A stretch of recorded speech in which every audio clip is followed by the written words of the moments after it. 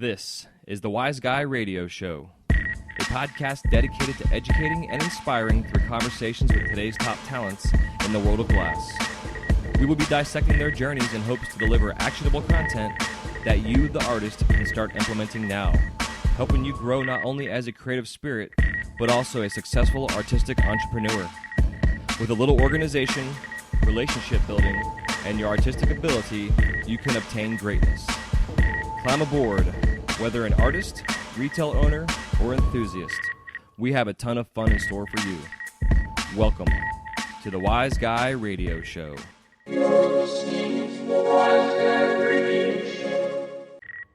Hey, what is going on? Welcome to the Wise Guy Radio Show, episode number 89. This is Jay Michael, your host. Thank you so much for tuning in today.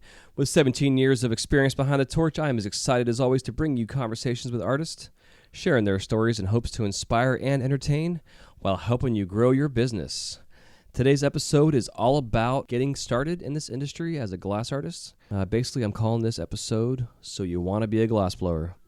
I'm going to be covering some generalized topics, and then in future episodes, I will be taking these topics and breaking them down and expounding upon them specifically in more detail. But today I kind of want to go over just a generalized kind of ideas and basic beginnings and foundations. And that's basically because recently I have had an influx of people reaching out to me asking specifically this, how to get started, where to get started, what type of tools, equipment, blah, blah, blah. So I figured I would do a show dedicated to try and answer as many of these questions as possible. Just, again, in a general sense. And then in future episodes, I will be taking these concepts and then breaking them down and really getting into the nitty-gritty and details. This also is going to be what the YouTube channel is going to be about, which I'm in the process of getting up and going. The site's already up, and the YouTube channel's already existed. I just haven't made any videos yet. I was going to the past 2 weeks, and myself and my wife have been sick. I kind of can hear it in my voice. I've been fighting a cold for probably going a little bit over 2 weeks now, being at Disney and exposed to everybody around the world. And then my wife's a teacher, and she has every elementary kid in her school that she sees on a weekly basis as an art teacher. So she's now in bed and has been in bed for the past 4 days with the flu, which fucking sucks. And but I like to take care of her and baby her and stuff. So it just whatever excuse I need, I will do it. So that being said, thank you guys again for tuning in. It's gonna be exciting to talk about this stuff. And again, some foundational ideas and just some basic places to get started. But before we do, I just want to let you guys know also that I am about to launch officially WiseGuyMedia.com, which will be the hub for everything we do in the Wise Guy Media empire, from our YouTube channel links to the Wise Guy Radio link, to different types of PDF downloads, information, all kind of fun topics of conversations. I'm going to have a forum on there where we can all talk back and forth. Just a lot of fun happenings. Also have officially brought somebody on board. It's not 100% legal on paper yet, but we are moving forward with getting the Build Your Own Wise Guy site up and running. Unfortunately, my previous partner of mine flaked out in this process, and since I am completely ignorant to code and stuff like that when it comes to computers, I didn't want to just continue to talk about it and promote it because I don't want to do things and then it not happen. So with that being said, it's in the process now of going. We have no time frames or any of that kind of shit, but I just want to let you know that I will be continuing as we move forward with it to discuss it and promote it and give you all some insights on how you can be a part of this site, whether you're a shop owner or an artist. And then also for you out there that are collectors and fans of our work, also how you can participate as a rep for the site and for the brand itself. So a lot of fun things going on out there with this whole Wise Guy brand as we continue to grow. So thank you, everybody who is new to the show. If you are new to the show and this is your first episode you're listening to, thank you again for downloading the show and for listening. I hope this is exciting for you to find a show that is dedicated to talking about glass blowing. But also my whole point of the show is to help the glass artists think and become a artistic entrepreneur. Not just someone who's a creative person, but also someone who thinks business and is able to support themselves and their family by being creative and by being creative in areas of art and also in business. And that's one of the fun things with this as being a glass artist is it gives us lots of areas to be creative in. And whether it's, doing a podcast like this or having an Instagram page or a blog or YouTube videos or, whatever it is that you do out there in the world of glass, it's definitely a fun and exciting times as laws change and that our country continues to move forward in a progressive, positive manner. With that being said, without further ado, it is time for us to get into our Wise Guy Radio Show segment, So You Want to Be a Glassblower.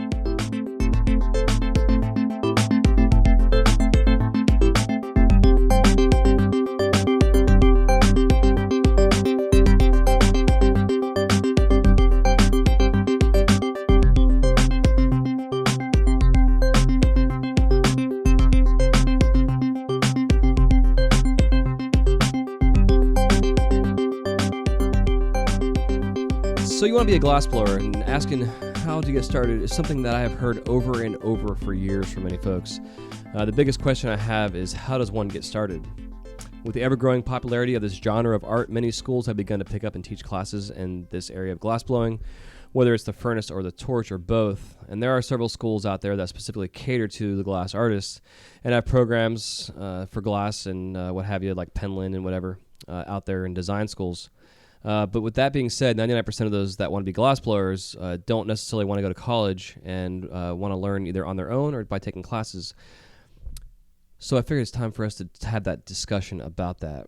One of the first things I would do is to do some research first, whether it's through this show or just from Googling, glass art in general.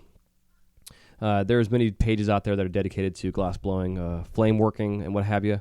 And there's lots of, again, videos, YouTube stuff, Dustin Revere's done, The Flow, a lot of other glass schools out there that have promoted this stuff.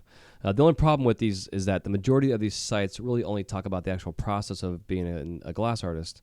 They don't really get into specifically business or necessarily a technique.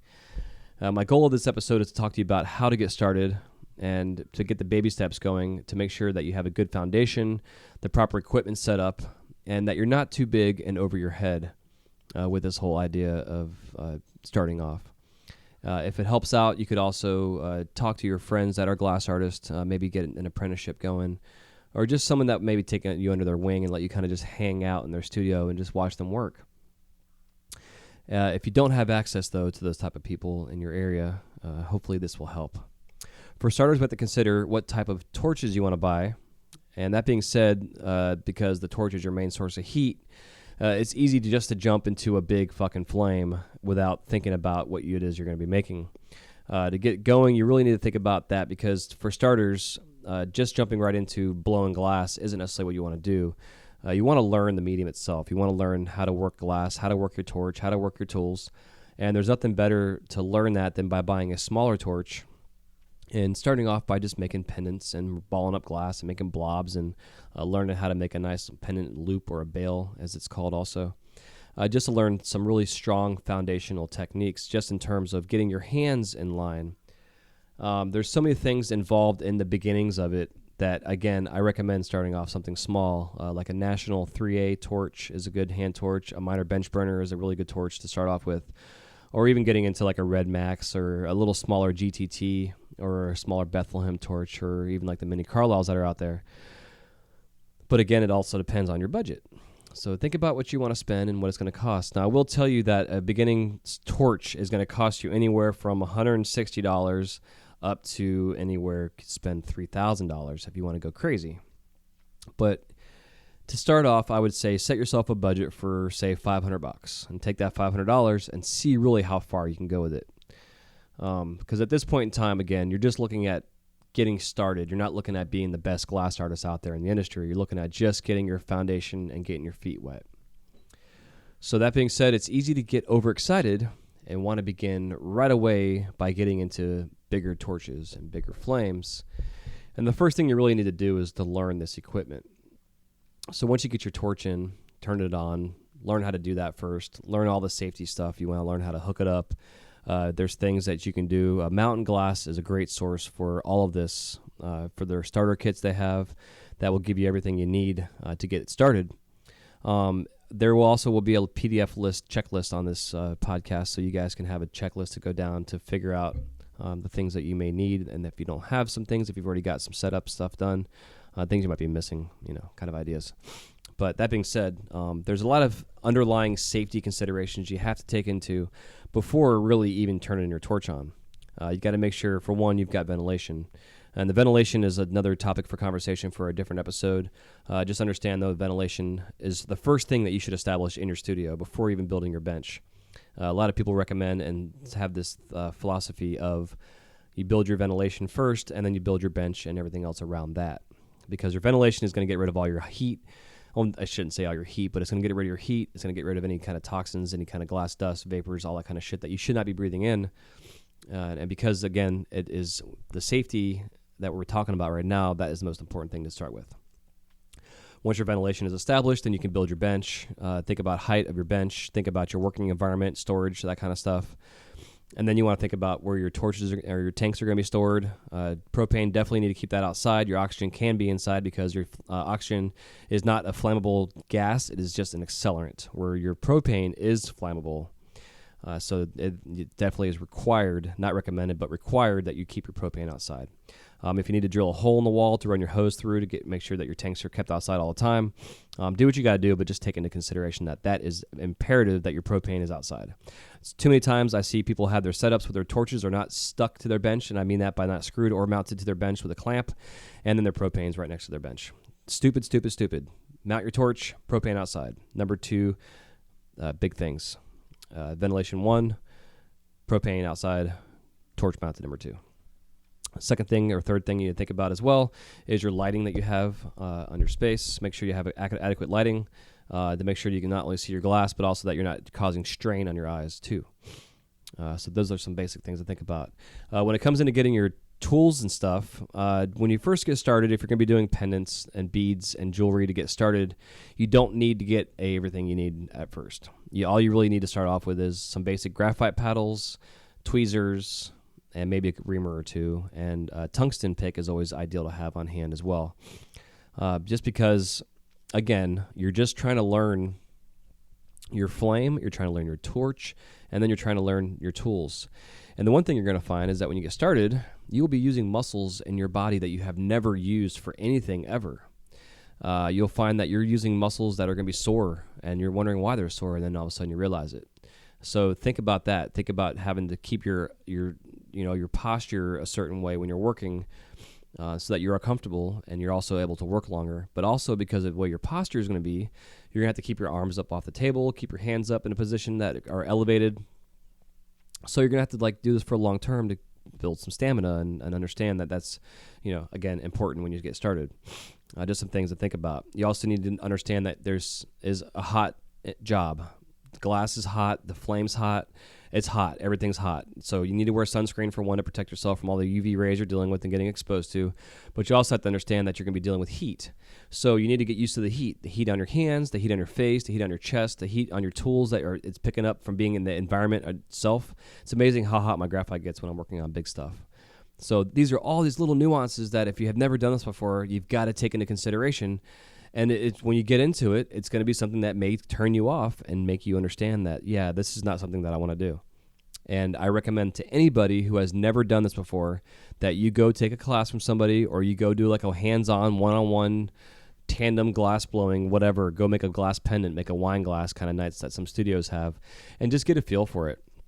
It'll get your feet wet. It'll get you kind of a little teaser for you in a sense to see if this is something that you think that you're going to want to do, because the initial investment is not cheap, and it can be a long-term expense.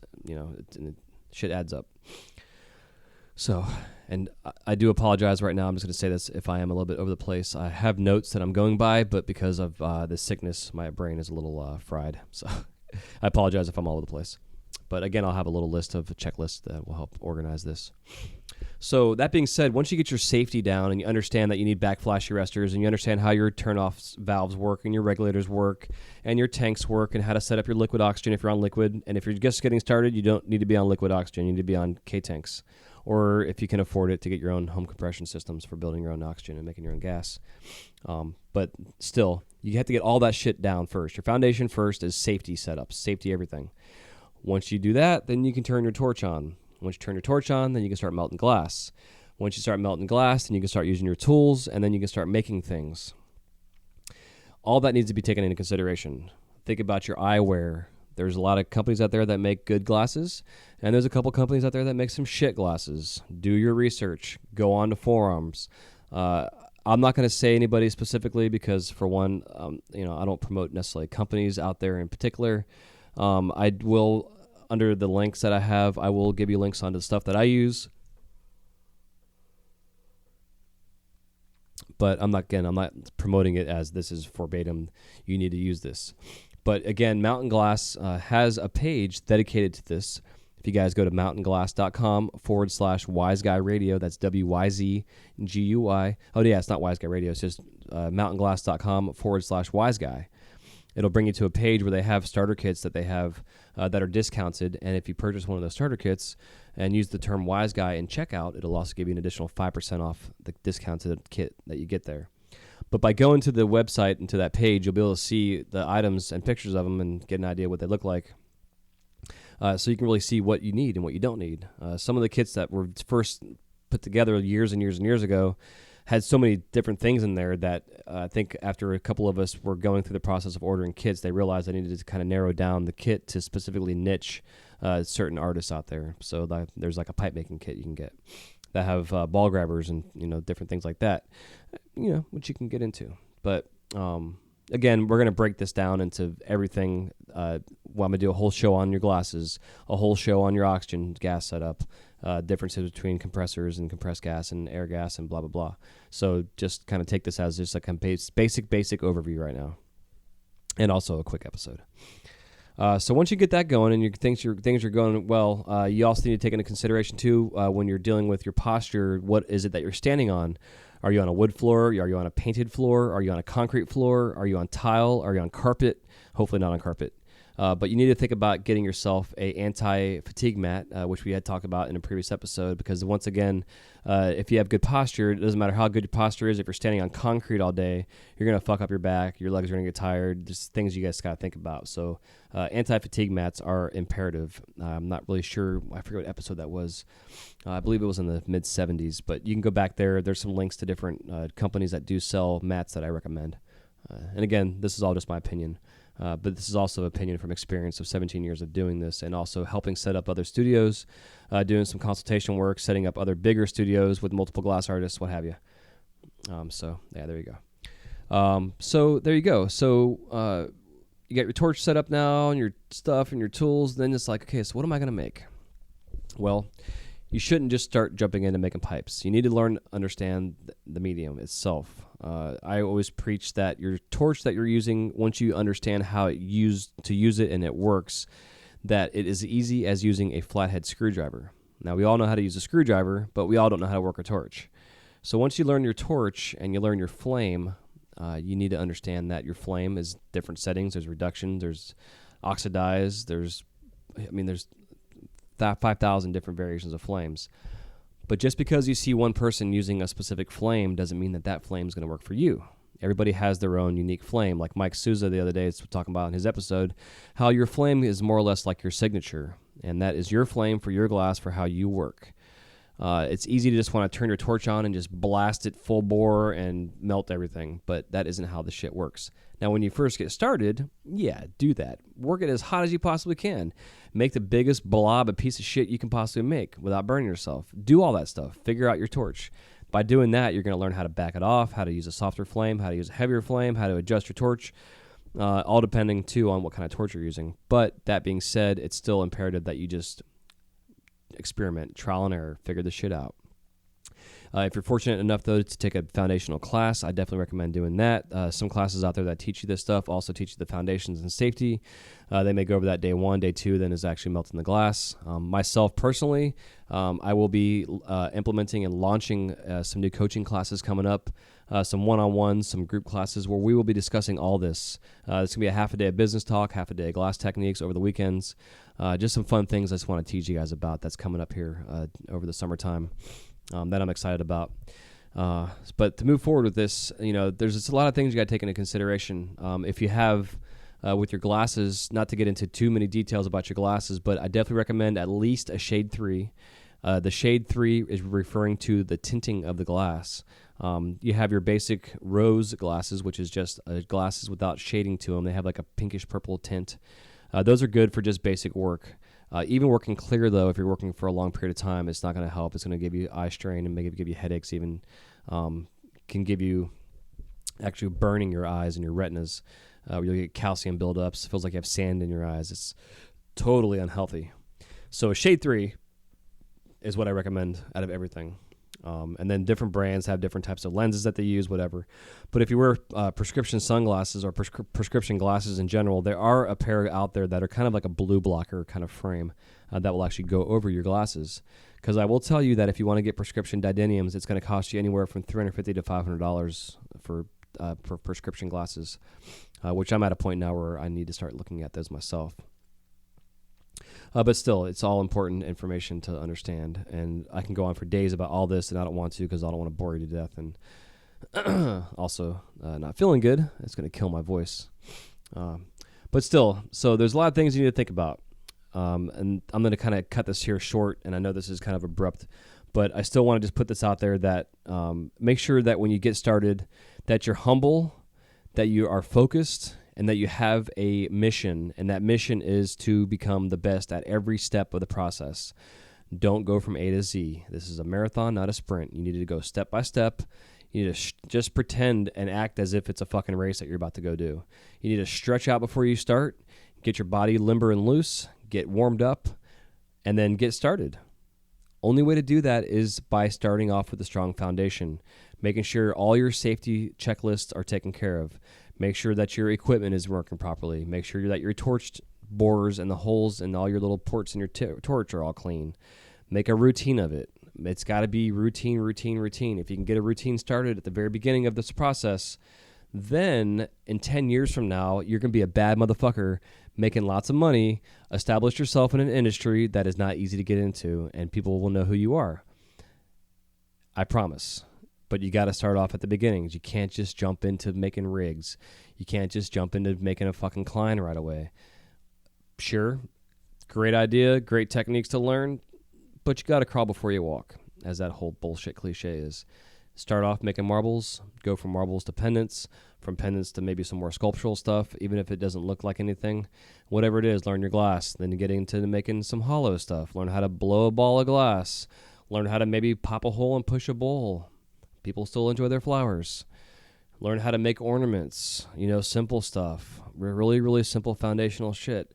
And then once you understand the properties of actually blowing the glass and inflating the glass, then you can learn how to shape it. And then you can learn how to take the shape and then maybe make a perfume bottle out of it. And then you can take the techniques that you learned from the very beginning of the solid work and then you can make a stopper for it. Those things, one thing leads to another. And then once you get that all figured out and actually figure it out, not just be like, oh, I could do that. Or I did it once. Do it 100 fucking times. 100 times is what it takes to figure it out. Around 85 times, that 85th, 86th time is when your muscles finally memorize the motion and the movement, and then you can just do it with your eyes closed. But again, the first 75 to 80 times you do it, you're going to be successful, and then you're going to fuck up, and then you're going to be successful, and then you're going to cut yourself, and then you're going to be successful, and then you're going to burn yourself. And then around 85 to 90 times you're doing it, it's going to look like you're supposed to have it made. If you don't have anybody showing you this kind of thing, it makes it even more difficult. But again, you got to go through the process of just getting your feet wet at the beginning, and then you got to fall down and scrape your knees and get back up and fall down and scrape your knees. It's like riding a bike. Just keep on getting back on that sumbitch and pedal away. It's going to take a lot of work, a lot of dedication, and it is not for everybody. To quote Rashawn Jones in a previous episode from number 1, he says, glass blowing is not for everybody, just like broccoli. Love you guys. Hope you enjoyed this episode. Again, I'm all over the place with it, but again, I'm saying but again a lot, so I got to take that out of my vocabulary. God damn, it's annoying. I'm out of here. We'll talk to you guys soon. Love you. I hope you guys enjoy. Don't forget to go to wiseguymedia.com. wiseguymedia.com. It's going to be our hub for all the above. And you can go there and subscribe to the podcast. If you have any questions at all, please feel free to send me the questions. info@wiseguyradio.com. That's info@wiseguyradio.com. Go follow me on Instagram. I am at jmichaelglass. That's JMICHAEL Glass. And then also you can follow our Instagram page for the radio, which is Wise Guy Radio. And it's Wise Guy, WYZGUI _ RADIO. Right now I'm doing a 10K push to get my J. Michael Glass to 10,000 followers. So go on my Instagram, definitely find that out. I'm giving away a badass dragon that I made. And once we hit 10,000 now, I'm going to end that. If you guys are listening to this episode in 6 months to a year from now, it'll probably be over. But still, go give me a follow and see what I do. And from there on, we are out of here. Love you guys. See you on episode number 90. All right, love you. Peace. Thank you guys so much for listening to this episode of the Wise Guy Radio Show. If you have any questions, comments, or remarks, please leave them in the show notes page area where it says comments. We'll see you soon. Have a wise night.